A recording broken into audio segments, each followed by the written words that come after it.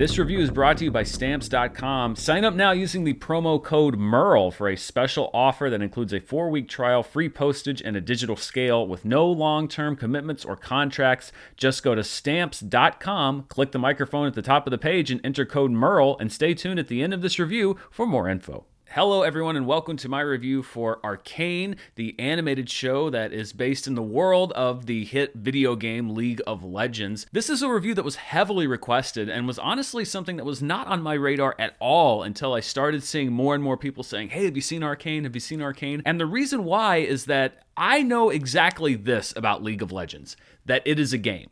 That's it. I've never played it. I didn't know anything about the world. And I saw on Netflix as I was scrolling through that there was a show based on League of Legends, that it was called Arcane. But I assumed that it wouldn't be something that I would understand, that it may have been aimed towards the gamer audience. But as it was recommended to me more and more, probably a lot of you that are watching this video right now, I also kept hearing that you didn't need to know about League of Legends to enjoy the show. And there was so much buzz around it that I put it on my list. And as I was coming toward the end of 2021, looking at stuff I wanted to wrap up the year by catching up on, Arcane was very near the top of the list. And I'll be quite honest, if I had watched the show and not really liked it, I don't know if I would do a review, because a lot of times when I'm doing reviews, sometimes there's big movies, etc., that I know I should probably do a review for. But I think if I had seen Arcane and not liked it, I wouldn't go out of my way to do a review saying like, you all recommended it to me, but I didn't really enjoy it, because I don't know. Why do that? Luckily, I really did enjoy this show, and I'm going to talk about why in this review. And it was another case like Demon Slayer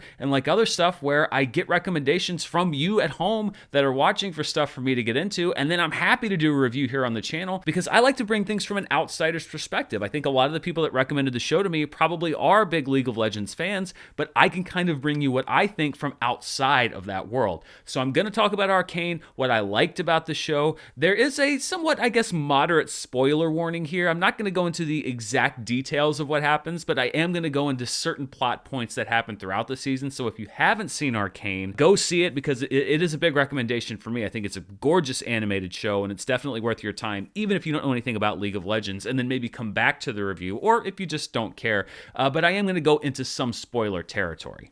The first thing that I think you have to note about Arcane is the absolutely stunning animation. This is from a company in France called Fortiche Productions. It's one of the best looking animated shows that I've ever seen, and it lends everything in Arcane such an epic feel.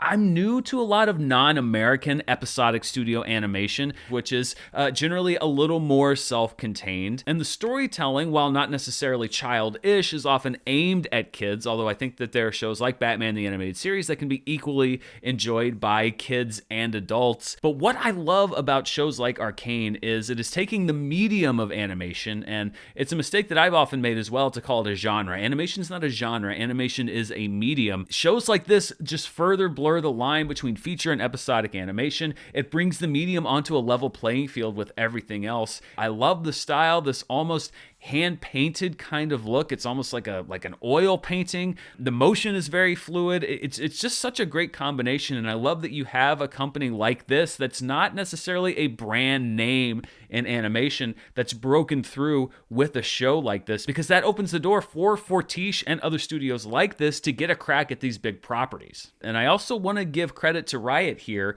What I love that they did was they took the idea of a show based in the world of League of Legends and opened it up to an entirely new audience. This is smart creatively because I love where the story went, but I think it's also smart financially because you're bringing people into the fold.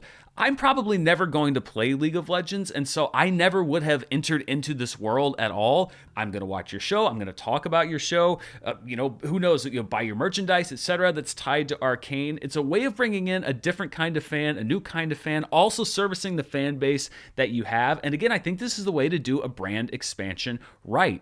It actually has a purpose. It serves that creative purpose very well, and it brings the show and the property in front of new eyeballs. One small thing I want to start with, which is the theme of the show, which is done by Imagine Dragons. Imagine Dragons recently got a little bit of shade on Hawkeye. Look on the bright side, you don't have to go see Imagine Dragons. I love Imagine Dragons. And can I just say, I'm not well versed in the Imagine Dragons discography, but the songs that I've enjoyed from them, I've really, really liked. I love the theme to this show. They took a song which is from my least favorite movie of all time, Transformers Age of Extinction. That's on my playlist that I listen to all the time. Maybe there's a side of Imagine Dragons that I just don't know, but I feel like they get a little bit too much hate because I never once skipped the intro to the show, even if I was watching 2 or 3 episodes at a time, because that opening song is a jam.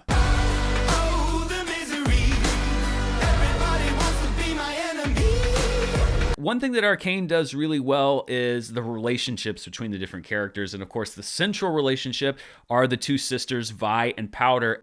We've all had bad days. But we learn. And we stick together. And one thing I like that the show did with both them and the other characters is that it took time to develop those relationships. I didn't know because I had the luxury of kind of going into this blind and not really knowing what the show was even about. I did not know that there was going to be a time jump, and so I like the fact that you don't just do like half an episode or even just 1 episode of Vi and Powder when they're younger. A lot of other shows would have said, well, we want to get to all of the hex tech, and we want to get to all of the big fights with the, the big gauntlets and stuff, and all of these kind of bigger action beats. But I like the fact that you're able to keep those action beats, and there's certainly action beats in the first 3 episodes of the show, but it understands that what you have to sell more importantly is this relationship between Vi and Powder, the fact that there's so much love there, but also the trouble that exists between them. And you have in the 3rd episode, Powder coming in and trying to help and ultimately causing the death of many of her friends. I told you to stay away! No! Why did you leave me? Because you're a jinx! This is a real divide between these 2 characters based in real trauma and grief and pain, and that makes the relationship more complicated. And that's what's great about the show is it's not afraid to make the relationships between these characters complicated. She is not my sister anymore. It's also really smart to take your time with introducing the show and the world, because for the uninitiated like myself, if you've thrown a whole lot of jargon and all these new phrases and worlds into 1 or 2 episodes and expected me to follow the narrative of the show, it's very possible, particularly in the Netflix era, when stopping my viewing experience literally just means me saying, no, I'm not going to watch anymore and going on to something else. Instead, they take the time to do real storytelling. So I understood the difference between Piltover and the people that were in this Undercity area. I understood hex tech and magic and what the development was and who Jace was and who Victor was and what the development of this magic meant and the conflict, all of the things that would pay off throughout the series. They don't rush through what all of it is. I've seen nations destroyed by a single seed, and it looked exactly like this. Professor, this could save Victor's life.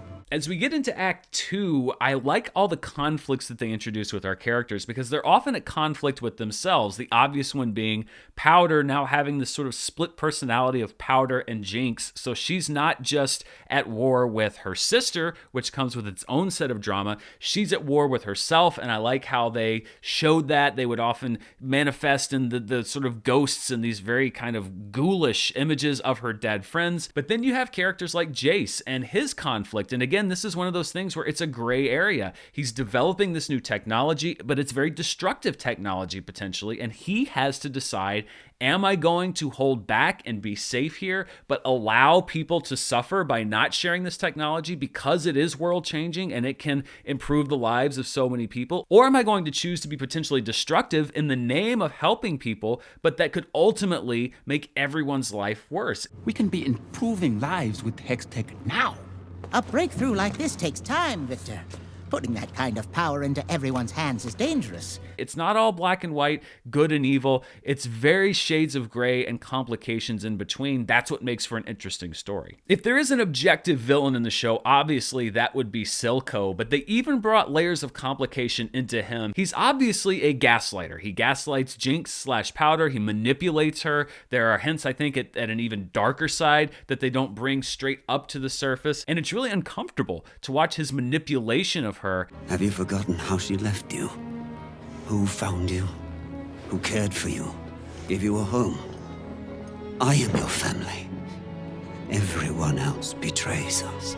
He actually reminded me a lot of David Tennant's character Kilgrave from the Netflix series Jessica Jones, which sadly has been canceled, where there is this kind of twisted love there, but it is buried under the manipulation and the destructive nature that he has in her life. And as I said before, that's what I love about this kind of revolution in animation, is it has freed up shows like this to not feel like they are beholden to kids and that they have to hide all of this under all these layers of subtext and just kind of insinuate here and there. There's now a freedom here to make mainstream animation a storytelling device for all ages, including adults. Act 3 kicks off with a great showdown between Jinx and her friend Echo, who we've met earlier in the series.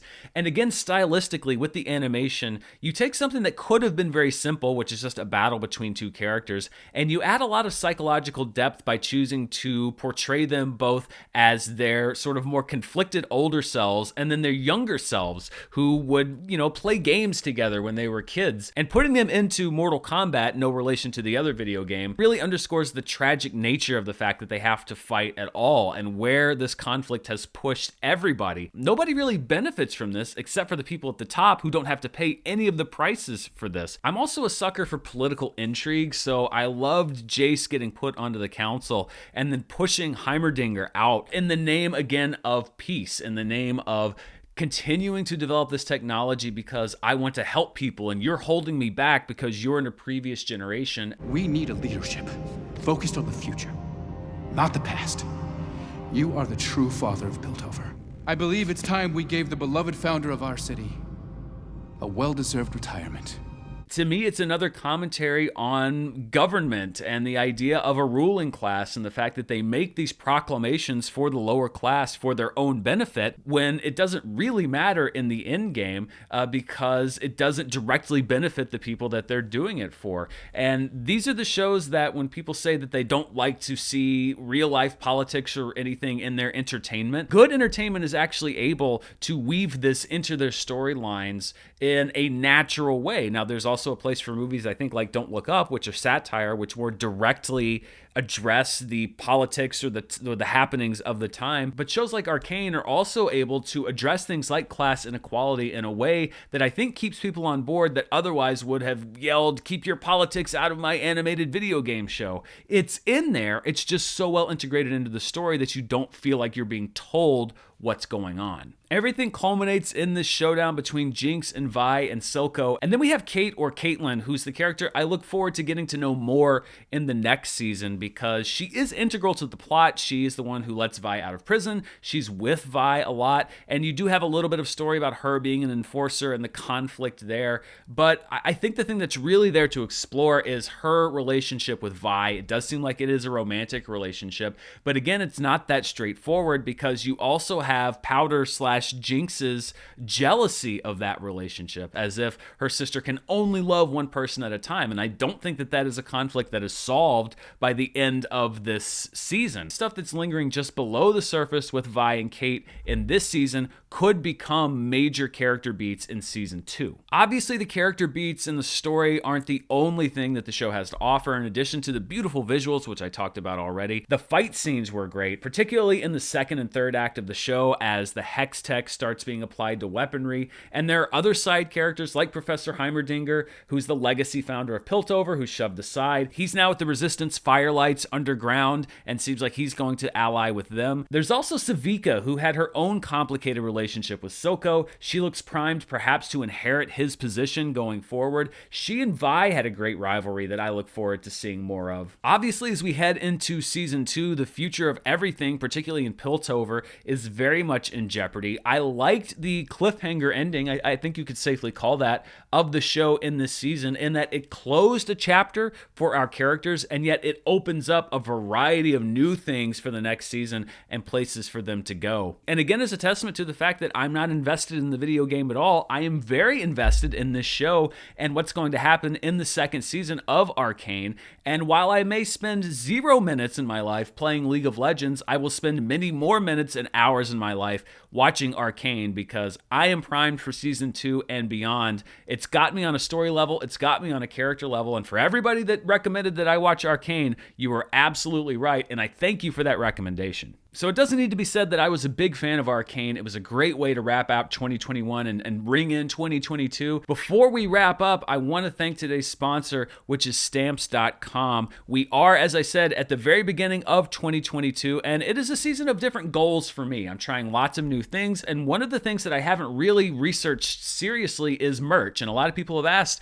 here and on Patreon and elsewhere, are you ever going to do merch? And my answer has always been, well, I'd like to, but it seems really complicated because, I don't want all that time to be devoted to figuring out shipping and figuring out all of that stuff, which is why I'm really happy to now be partnered with Stamps.com, because they have kind of reopened that door for me, because they have taken a lot of that hassle and question out of shipping and made things a lot easier to start thinking about doing things like merch. Stamps.com has been helping big and small business for over 20 years and now gives you access to all the post office and UPS shipping services that you need right from your computer, with discounts you can't find anywhere else, including up to 40% off of United States Postal Service rates and 70+% off of UPS. All you need is a computer and a standard printer, no special supplies or equipment, and you're up and running in minutes to ship any letter, any package, anywhere. Not only can you save time and money this year with Stamps.com, but you can also sign up with the promo code Murrell, that's Murrell, for a special offer that includes a 4-week trial, free postage, and a digital scale with no long-term commitments or contracts. Just go to Stamps.com, click the microphone at the top of the page, and enter the code Murrell, that's Murrell, for a 4-week free trial, free postage, and a digital scale. I want to thank Stamps.com for sponsoring today's review, and I want to thank you for watching. And don't forget that you can get everything I do here on YouTube as an audio podcast. Down below, you'll find all the links to the Dan Murrell audio podcast channel. In fact, you will be getting an audio exclusive this week as I review the new movie, The 355. You'll only be able to find that review on the podcast network. But don't worry, because you're still going to get other reviews, charts, and a lot of special videos that I've got cooking up right here on YouTube as well. Thanks so much for watching. I hope you're having a happy and safe 2022, and I'll see you soon. Bye.